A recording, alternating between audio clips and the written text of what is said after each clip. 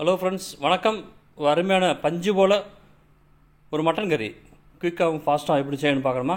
அதுக்கு இந்த வீடியோ ஃபுல்லாக பாருங்கள். அதுக்கு முன்னாடி நம்ம சேனலுக்கு முதல் வரீங்கன்னா சப்ஸ்கிரைப் பண்ணிட்டு பெல் பட்டன் ப்ரெஸ் பண்ணிட்டு லைக் பண்ணிட்டு பாருங்கள். அப்போ தான் நான் போகிற வீடியோ உங்களுக்கு நோட்டிஃபிகேஷன்லாம் வந்துகிட்டே இருக்கும். சாதத்து கூட சப்பாத்தி தோசை அது கூட சாப்பிட்றதுக்கு ஃபென்டாஸ்டிக்காக இருக்கும். வாங்க, அது எப்படி செய்யலாங்கிறது குயிக்காக பார்த்துடலாம்.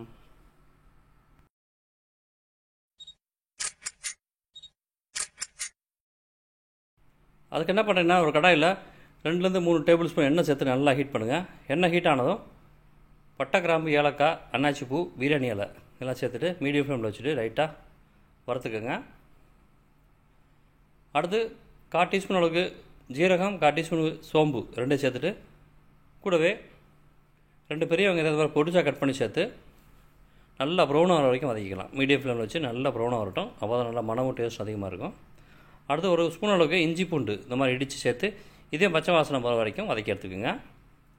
அடுத்து ஒரு தக்காளியை இந்த மாதிரி பொடிச்சா கட் பண்ணி சேர்த்து அதையும் நல்லா மசிஞ்சு குழஞ்சி வர வரைக்கும் நல்லா வதக்கிக்கலாம். பாருங்கள், நல்லா வதங்கிடுச்சு. அதில் 1/4 டீஸ்பூன் மஞ்சத்தூள், காரத்துக்கு ஏற்ற மாதிரி மிளகாய் தூள் சேர்த்துக்குங்க. நான் இந்த மாதிரி 2 ஸ்பூன் அளவுக்கு சேர்த்துக்கிறேன். அடுத்து 2 ஸ்பூன் அளவுக்கு மல்லித்தூள் சேர்த்துருங்க. அடுத்து சிறிதளவு கரம் மசாலா அதையும் சேர்த்துட்டு இதையும் 2 நிமிஷம் பச்சை வாசம் போகிற வரைக்கும் நல்லா வதக்கிக்கலாம். அடுத்து மெயின் ஐட்டம், இந்த மாதிரி மட்டன் வாங்கி நல்லா கழுவி தேவையான அளவு ஸ்பீஸுக்கு கட் பண்ணி அதையும் அப்படியே சேர்த்துருங்க. இந்த மாதிரி எல்லாத்தையும் சேர்த்துட்டு அதை ஒரு 2 நிமிஷம் அப்படியே மீடியம் ஃப்ளேமில் வச்சு நல்லா அந்த மசாலாவோடு சேர்த்து நல்லா மிக்ஸ் பண்ணி விடுங்க. ஒன்றோட நல்லா எல்லா இடத்துலையும் பரம்ப நல்லா மசாலாவை நல்லா ஸ்ப்ரெட் பண்ணி விடுங்க. அடுத்தது தேவையான அளவு உப்பு சேர்த்துக்கலாம்.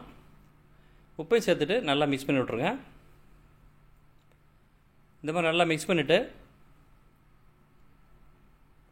இதுக்கு தேவையான அளவுக்கு தண்ணி சேர்த்துக்கலாம். உங்களுக்கு எந்த அளவுக்கு குவான்டிட்டி வேணுமோ அந்த அளவுக்கு தண்ணி சேருங்க. நான் இந்த மாதிரி 2-3 கப் அளவுக்கு தண்ணி சேர்த்துக்கிறேன். தண்ணி சேர்த்துட்டு நல்லா இதையும் நல்லா மிக்ஸ் பண்ணிவிடுங்க. கட்டி இல்லாமல் எல்லா இடத்துலையும் வர மாதிரி நல்லா மிக்ஸ் பண்ணிடுங்க. இந்த மாதிரி மிக்ஸ் பண்ணிவிட்டு கலருக்காண்டி சிறிதளவு காஷ்மீர் சில்லி பவுடர் சேர்த்துக்குங்க. விருப்பம்தான், விருப்பம் இல்லாட்டி வேணாம். இந்த மாதிரி சேர்த்துட்டு நல்லா மிக்ஸ் பண்ணி விட்ருங்க. மிக்ஸ் பண்ணிவிட்டு மூடி போட்டு நல்லா மீடியமாக குறைச்சி வச்சுட்டு நல்லா ஒரு 3/4 மணி நேரம் நல்லா வேக விடுங்க. இடையில எடுத்து இந்த மாதிரி மிக்ஸ் பண்ணி விட்டுக்குங்க, இல்லாட்டி அடிப்பிடிக்க சான்ஸ் இருக்குது. பாருங்கள், 3/4 மணி நேரம் கழித்து ஓப்பன் பண்ணி பார்த்தா நல்லா எண்ணெயெல்லாம் சைடில் பிரிஞ்சு நல்லா ஃபென்டாஸ்டிக்காக ரெடி ஆயிடுச்சு. பாருங்கள், அப்பா சூப்பராக மனம் வருதுங்க. எடுத்து ஒரு கறியை எடுத்து இந்த மாதிரி பிச்சு பார்த்தீங்கன்னா அப்படியே பஞ்சு மாதிரி பியும்.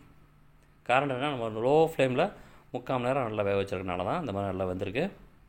அவ்வளோதாங்க. கடைசியாக என்ன பண்ணுறீங்க, சிறிதளவு பெப்பர் பொடியும் கருவேப்பிலை பொடியாக கட் பண்ண கொத்தமல்லி தழை சேர்த்துட்டு மிக்ஸ் பண்ணிட்டீங்கன்னா ஒரு அருமையான பஞ்சு மாதிரியான ஒரு மட்டன் குழம்பு சூப்பர் ரெடி ஆச்சுங்க.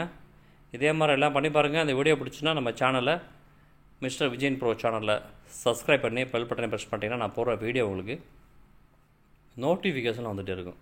தொடர்ந்து இந்த மாதிரியான வீடியோ பார்க்குறது நம்ம சேனலை பாருங்கள்.